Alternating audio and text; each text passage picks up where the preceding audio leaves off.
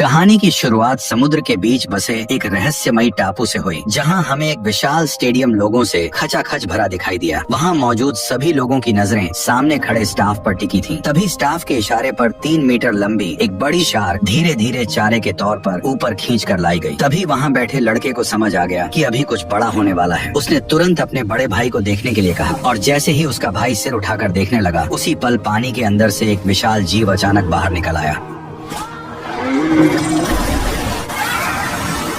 ठीक उसी पल देखने वाला प्लेटफॉर्म अचानक धीरे धीरे नीचे जमीन के अंदर उतरने लगा। दरअसल यहाँ एक और भी ज्यादा खतरनाक शो उनका इंतजार कर रहा था। जैसे ही प्लेटफॉर्म नीचे पहुंचा, तब वही विशाल जीव अब बिल्कुल सामने साफ दिखाई देने लगा, जिससे वहाँ मौजूद लोगों की एक्साइटमेंट और बढ़ गई। तभी जोरदार तालियों के बीच उस बड़े से जीव ने, जिसका नाम मोसासॉरस था, एक ही झटके में शार्क को पूरा निगल लिया। दरअसल भविष्य की दुनिया में एक टेक कंपनी ने जीन टेक्नोलॉजी की मदद से डायनासोरों को दोबारा जिंदा कर दिया था और पैसा कमाने के लिए उन्होंने पूरा एक आइलैंड खरीद लिया था। फिर सारे डायनासोर उसी आइलैंड पर रखे गए और उसी जगह को जुरासिक वर्ल्ड पार्क में बदल दिया गया। डायनासोरों की वजह से यह आइलैंड बहुत जल्दी दुनिया का सबसे बड़ा टूरिस्ट स्पॉट बन गया। हर साल यहाँ छुट्टियां मनाने आने वाले लोगों की संख्या करोड़ों में पहुँच गयी। लेकिन 20 साल तक सब सुरक्षित चलने के बाद डायनासोर लोगों के लिए बिल्कुल चिड़ियाघर के हाथियों जैसे हो गए, जिससे अब लोगों को उनमें पहले जैसा इंटरेस्ट नहीं रहा। इसलिए गिरती कमाई और बढ़ते खर्च को रोकने के लिए डॉक्टर वू की टीम ने अलग अलग जानवरों के जीन मिलाकर एक नया मॉन्स्टर डायनासोर बनाया, जिसका बेहद सीधा और डरावना नाम इंडोमिनस रेक्स रखा गया, जिसे लोगों का इंटरेस्ट बढ़ाने के लिए तैयार किया गया था। लेकिन किसी को अंदाजा नहीं था कि यही डायनासोर पूरे पार्क के लिए सबसे बड़ी मुसीबत बनने वाला है। उसी समय पार्क का मालिक इंडोमिनस रेक्स को देखने पहुंचा। तब पता चला कि यह डायनासोर उम्मीद से ज्यादा बड़ा और बेहद चालाक है, जो कई बार कांच तोड़कर भागने की कोशिश कर चुका है। उसकी खतरनाक समझ देखकर मालिक घबरा गया और सिक्योरिटी चेक के लिए रिटायर हो चुके नेवी ट्रेनर ओवेन को बुलाया। दरअसल ओवेन पहले नेवी में काम कर चुका था और रिटायर होने के बाद उसे यहाँ डायनासोर को ट्रेन करने की जिम्मेदारी दी गई थी। इस समय वह रैप्टर एरिया में काम कर रहा था, जहाँ वो नेवी ट्रेनिंग में सीखे एक्सपीरियंस से रैप्टरों को कंट्रोल करने की कोशिश कर रहा था। और हैरानी की बात यह थी कि वो उन खतरनाक रैप्टरों को कंट्रोल कर पा रहा था। लेकिन तभी एक हादसा हो गया। जब नया फीडर एक छोटे सुअर को पकड़ने की कोशिश कर रहा था, उसी दौरान एक रैप्टर ने उसे झपट कर सीधे जू के अंदर खींच लिया और अगले ही पल वहाँ मौजूद सभी रैप्टरों का ध्यान उसी कर्मचारी पर टिक गया। और अब हालात ऐसे बन गए कि वह किसी भी पल रैप्टरों का शिकार बन सकता था। तभी खतरे की उस घड़ी में ओवेन ने तुरंत जू का गेट खोल दिया और तेजी से अंदर दौड़कर उस नए कर्मचारी के सामने खड़ा हो गया और रैप्टरों को पीछे हटने के लिए लगातार कमांड देने लगा।